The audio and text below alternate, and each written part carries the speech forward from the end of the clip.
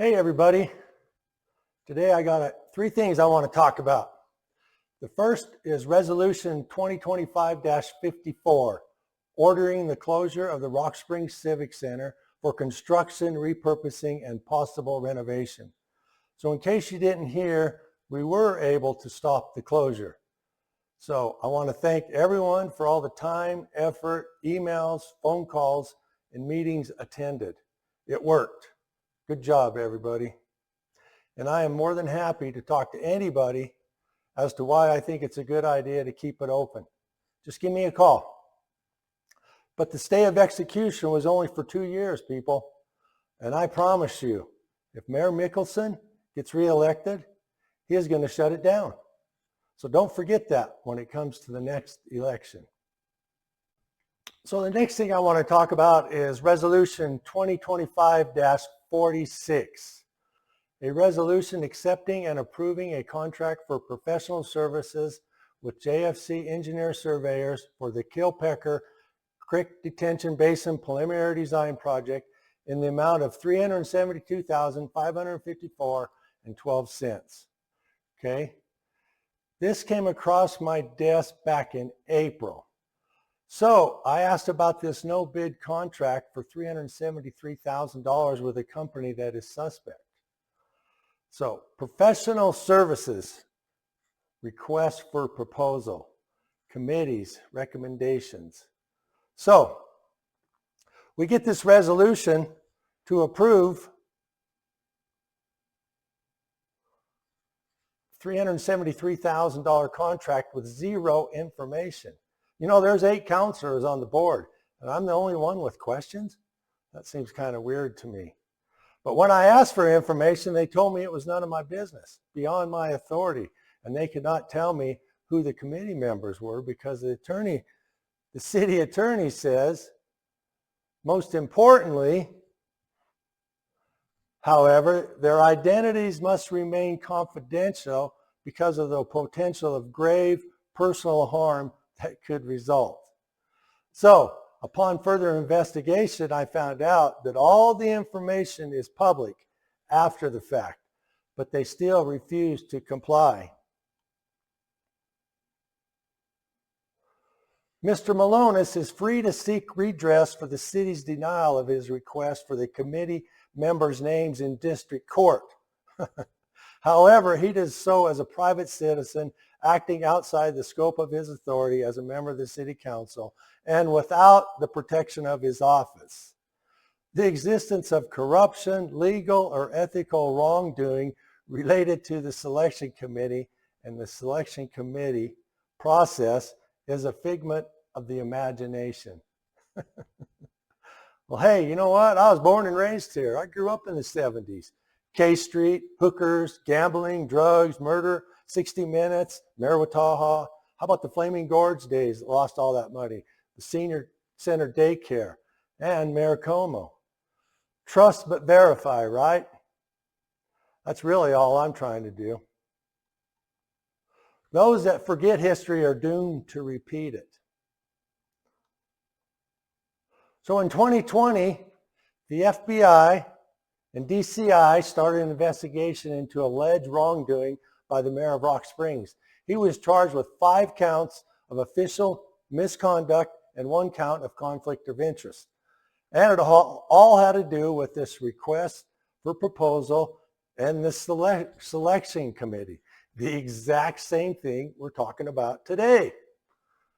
So, if there was something going on, this is what the city attorney says. If there was something going on here, I would know about it because I'm the chief law enforcement officer for the city of Rock Springs.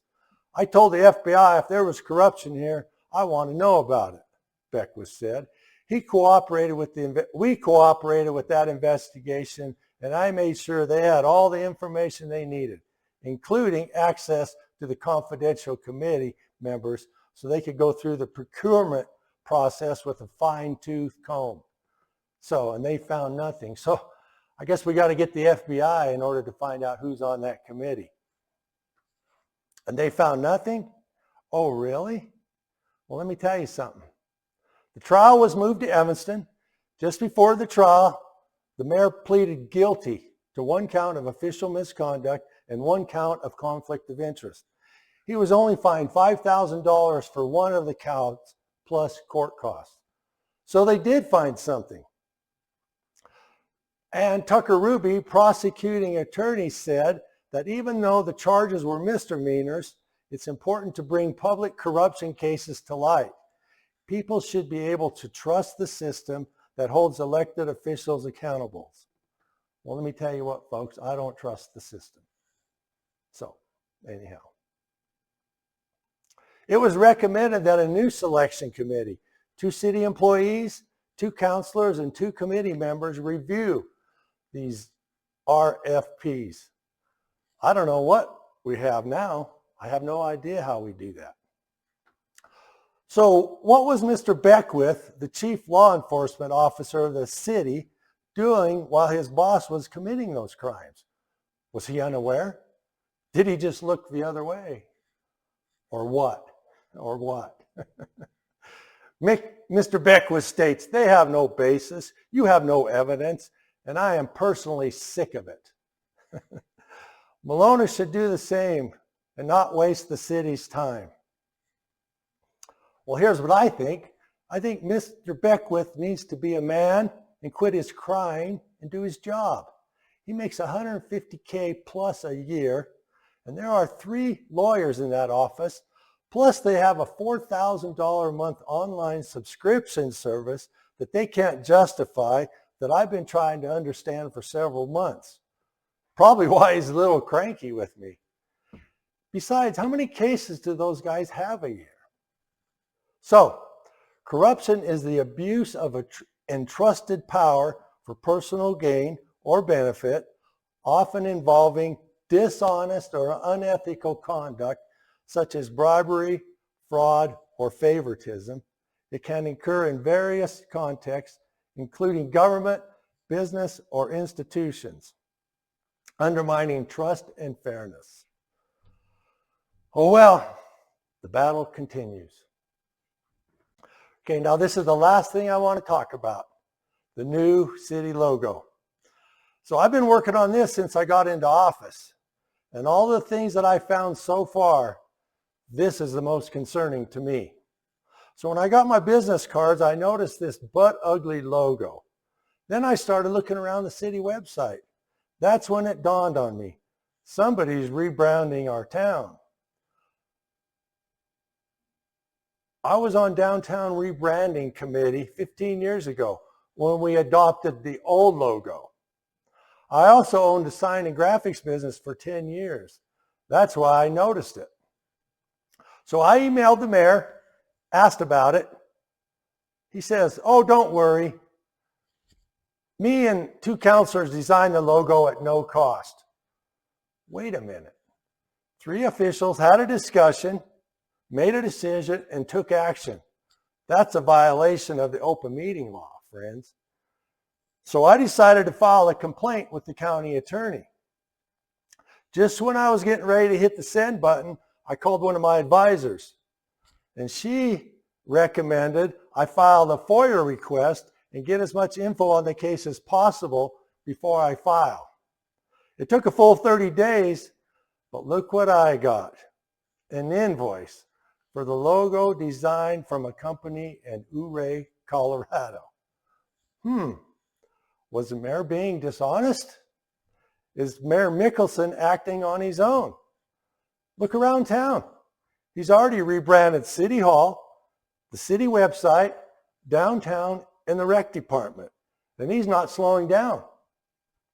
Just last week, he replaced the great big logo out on the rec center gym floor with the new one. What did that cost us? No money to fix the roof, but we got money to replace the logo on the floor? Really? Why? Why are we praising the logo? It's crazy, I tell you. So who does Mayor Mickelson think he is, rebranding our city all on his own? Why? What gives him the authority? What does that logo even represent? And what will it cost? You know, every street sign in town has that old logo. How long will it take? Then what are you going to do? One truck, one shirt at a time? Gee whiz, that's crazy. So honestly, out of everything I've seen so far, this right here has me more concerned, worried, and upset than anything I've found. You know, Colorado's only 60 miles away. You know, it starts with a logo, a symbol, a flag, and before you know it, you got boys swimming with girls, dressing with girls, running track with girls, boxing girls, playing basketball with girls, fencing girls. Then it's pronouns and gender ideology. Then they're attacking our Second Amendment rights. You know, it must stop now. The mayor says, if you don't like the way he's doing things, go live somewhere else. So I say, if you don't like the way things are, get involved, stay informed, run for office, vote new people in. You can make a difference, I promise you. Don't leave. There's no better place than Rock Springs. I love it here. So anyhow, I want to thank you all for your time today. And I especially want to thank all the people who stopped me in the store or at the car show or at the concert or at a funeral or on the street or give me a call when we're driving down the road and tell me how much they appreciate my efforts and to keep up the good work. That means everything to me, people. Fight, fight, fight. So until next time, take care, good luck, and may God bless. Thank you.